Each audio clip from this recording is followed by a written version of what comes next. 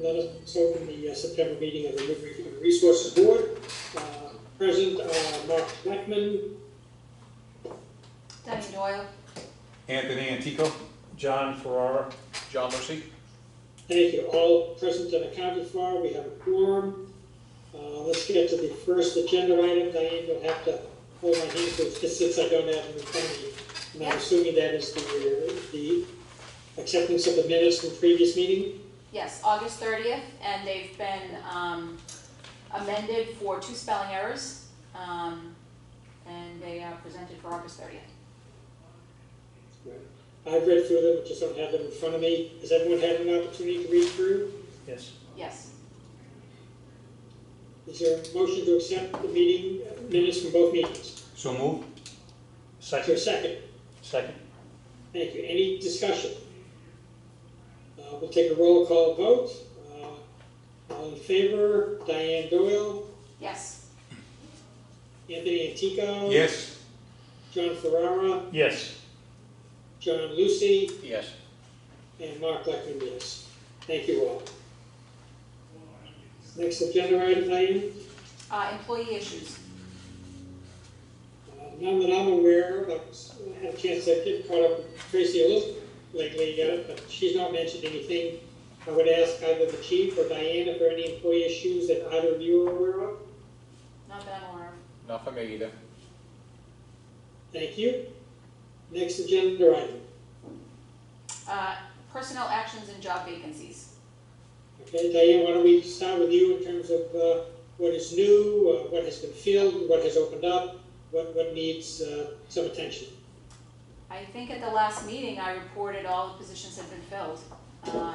I would defer to John if there have been any new additions to the communications staff, but as far as I'm concerned, we don't have any openings and all positions have been filled. Great. Chief, anything on your end? Yeah, we're still looking to staff up some vacancies in our communications department. I was just talking to Deputy Chief Fisher this morning. We're going to be doing some posting. She's solicited some, the area colleges, to see if they have anybody that's interested. And we've had some success in the past with that, and there should be an advertisement in the newspaper looking for interested parties.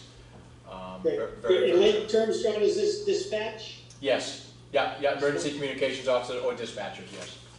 Yep. Okay. So yeah, that's what we're dealing with right now. So. Okay. Again, if we can be of any help, if you become blessed with multiple candidates by knowing this group and you need help in terms of the interview process or calling candidacies, Yep. we're happy to help in any way we can. Absolutely. Thank you. You're welcome. Anything else on that? If not, Diane, next agenda item? Actually, before I should probably mention this before we move on.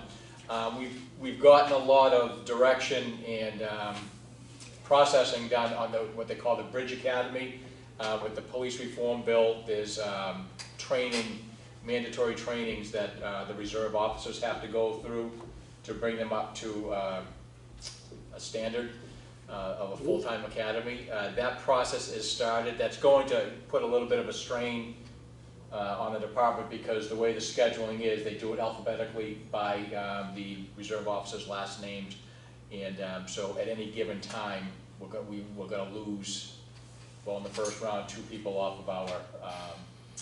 of our roster while they have to do the Bridge Academy. So. That's, what's the duration? It's a 200-hour training. It's 80 hours. A lot of it's online, but there's 240 hours of in person for firearms, EVOC, which is emergency vehicle driving, and some other trainings. But it's just that it's an abbreviated course that is still going to pull some people out of our ranks. We're still sorting through what that's going to mean and how we're going to navigate through that. But Okay. so just to keep that out there. Okay. May I ask a question, John, relative to Police Academy? This is over and above the initial requirement. Yes. Yeah, for like the reserves or the part-timers or the intermittents, whatever they call them in different departments, there's a reserve academy, which isn't a full-time academy. It's a little bit more abbreviated, and it's not, they don't get into a lot of the trainings like firearms, and, and that's something you would do. That's up to the departments to initiate those trainings, not through the police academy. What they're trying to do is standardize the training for all police officers. So at the end of the Bridge Academy, what that does, it buys time for the officer, to attend a full-time academy delegate. Even the Bridge Academy will expire. It's down the line, so it buys you time. It's exactly what it says. A Bridge So Academy. ultimately, you need both. Yes. Where's the facility? Where do they go? They haven't. I haven't got that yet. Yeah. There's no better place. Oh well, yeah. I don't. It has. There's approved places that they have to go. So and the state's mandating where those are. That might be one of the options. I'm not sure. 30 minutes out the front door. Right. Right. So. John, I'm curious, does the 240 hours have to be done in a finite period of time? Yeah, it's all scheduled within the 200 hours. There's what is it? It's 3 weeks basically. Yeah, it's 3 weeks of in person. So there's 1 week of EWOC, 1 week of firearms, and 1 week of CPR and first responder. So that's yeah, that's. And that's part of the schedule. They're not giving you a, hey, this is how much time you have to do it. They're giving you a, this is how you enroll in this Bridge Academy. Yeah. So, So you're doing a little bit of a juggling act as a result of the manpower shortages? right, yeah, so I mean, it's definitely going to impact, coverages and, we're not at critical yet. There's a lot of discussion going on. A lot of this stuff just came to fruition. They just started solidifying a lot of the plans. So, this is just now starting to become tangible, I guess, so. Thank you, John, appreciate that update. Diane, nothing else there in that agenda item? No, And next agenda item? safety issues. I'm sorry? Safety issues. Okay, thank you. Yeah, I can touch a little bit on that. There's been some correspondence between the emergency management and the town employees regarding COVID awareness and safety issues. Basically, there's was a document provided to everyone? Yes. On the Last, we emailed it to all the employees, and it's going to be attached to the paychecks this week as well. Okay, good. I wish I had one in front of me. I didn't even think to bring it, but there's it's basically saying the procedure. If you are feeling sick, any of the symptoms, if you test positive, for COVID, there's a specific procedure you have to follow. It's very, very simple on the employee end. They're just reporting it to their department head or their department manager, and then the department manager fills out a very easy form that articulates what the issue is, and that goes to the emergency management department to follow up and monitor on a case-by-case basis. So that was sent out, and we have the department head managers meeting. We have a department managers meeting on Wednesday. Yeah. And we're also attaching the memo outlining the procedure on the paychecks this week. I think what I would add is when, prior COVID protocol was following CDC guidelines, and there were certain things that set forth, you had to quarantine, you had to do X, Y, and Z, and now that we're sort of outside of that purview, I think we've had a couple of cases where people have either had a breakthrough case or what have you, so we really felt that it was important, and I guess that's where that came from, to sort of outline for the town of Newbury employees what they need to do, because there's no protocol per se that we're under at this point from the state. No, it's more of a peace of mind type of a response, because at the end of the day, whether you're vaccinated or not, or if you have loved ones at home that are or not, you still have that concern. If somebody has had a close contact and they know they have, or if somebody actually tests positive or has symptoms, there's that question, what do I do? How am I supposed to handle this? And now by putting a very comprehensive, simple process in place, they see that it is being addressed and there is guidance on what they would do. So, yeah.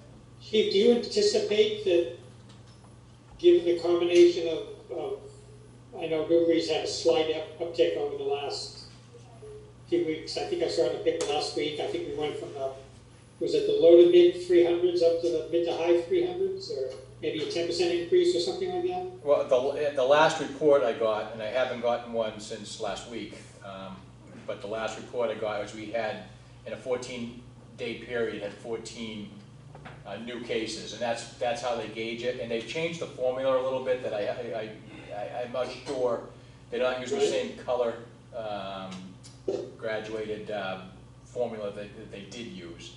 So, but by using those numbers with the old standard, we're still fine. We're in the gray, you know. So. Do they break it down as to who is ill, children or adults?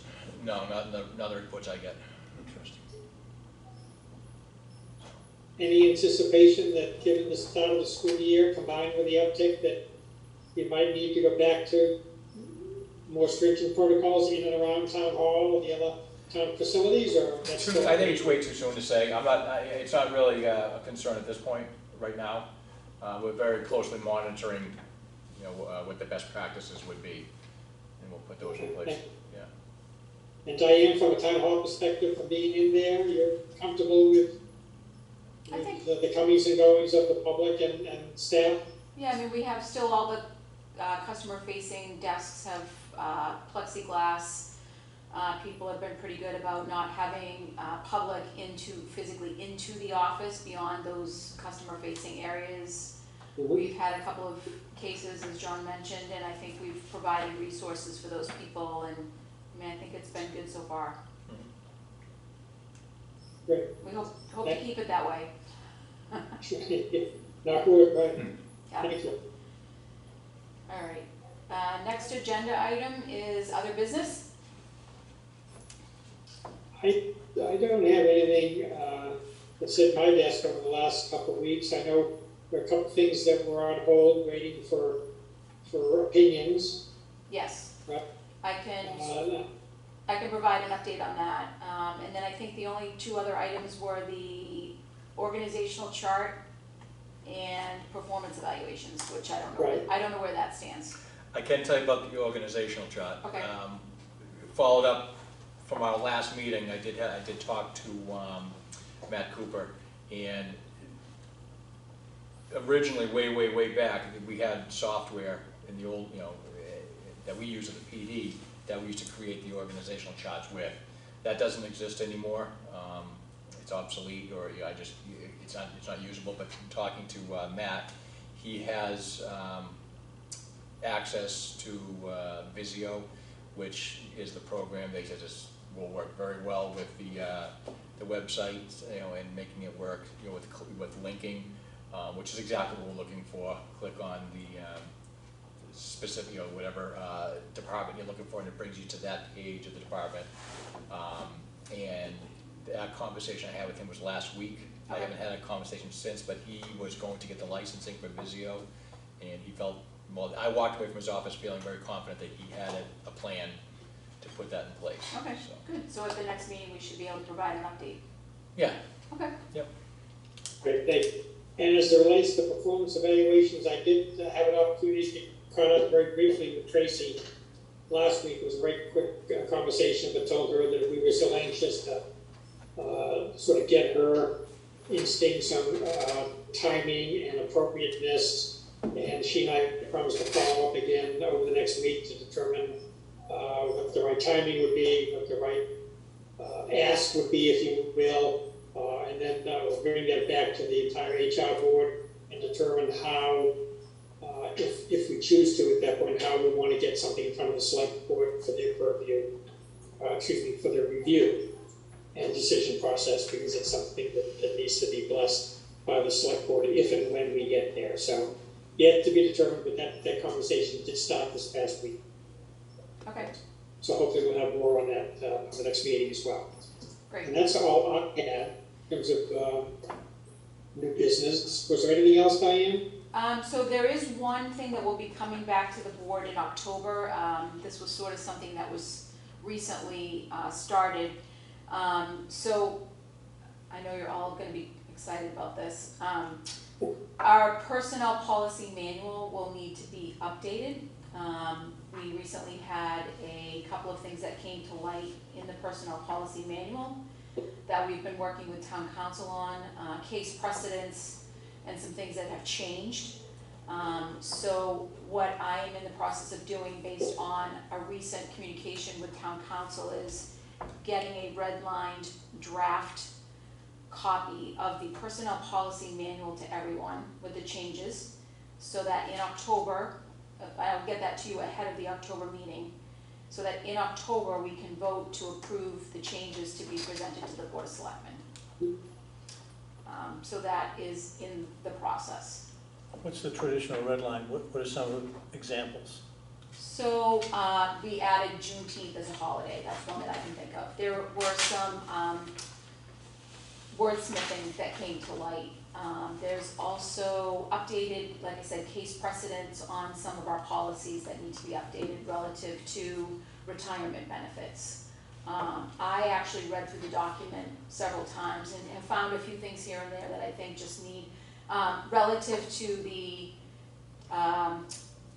closure of the office, where we had come to an agreement where we would allow folks to make up time if the office was closed, if the library was closed, if there was a storm. It came to light that there's a mass law that may conflict with how we designed it. So there's just a couple of things that have come to light that need sort of to be addressed, updated, and I worked with Tracy last week. We did get some information from town council that I will be getting that out to them. And once they've given me the quick approval, I'll get it out to folks for the October meeting so that we can get that taken care of pretty quickly. Thank you very much for all that. And I would anticipate that there's going to be even a little bit more wordsmithing that we'll catch along the way. I'm trying to recall when we finished that document. Of course, we March of 2019. When? March of 2019, 2.5 years ago. 29? Oh, so it's just 2.5 years old. But there were probably still some minor wordsmithing or editing that would be required. So we always talked about it being a living document. Yep. And this is proof positive of that. So thank you for that advanced work, Diane and Tracy, and we look forward to getting it, hopefully getting it cleaned up. And so I recall that no longer requires select board approval, those changes. Is that correct? Well, it doesn't need to go to a town meeting. It needs to be presented to the Board of Selectmen. It does need to be, okay, it doesn't need time meeting approval, okay, that's what it is. Yes. Got it, okay. Yep. But they need, I'm prepared to get that out for the October meeting so that we can get it to Board of Selectmen mid-November and be ready to go with it. thank you. Okay. Other than that, I have nothing. Okay, let me throw to John, Tony, anything that you folks would like to address? No, none for me. Yeah, fine. Okay, thank you. Hearing nothing, let's look to the calendar, which I do not have in front of me.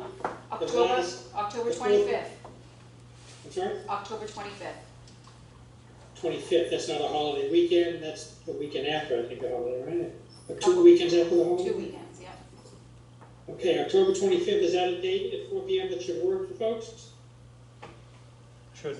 Yes.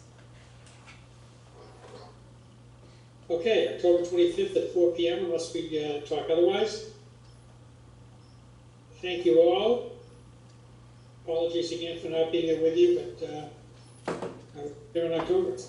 All right. All right. Take care. We'll see you next time. And don't worry if you can't drive. I'll come pick you up. It would, We need a motion to adjourn. I could have thought of it today, although I'm a mile away from it. 15 minutes ago, I probably wouldn't have worked, so.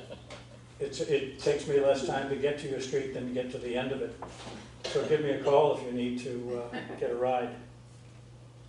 All right. Motion to Thank you adjourn. all. Is there a motion to adjourn? Motion to adjourn. Second. Second? Any discussion? Roll call vote. All in favor of adjournment? Diane? Yes. Tony? Yes. John Ferrara? Yes. Dominique? Yes. Mark Selectman, yes. Thank you, folks. We are adjourned. See you in October.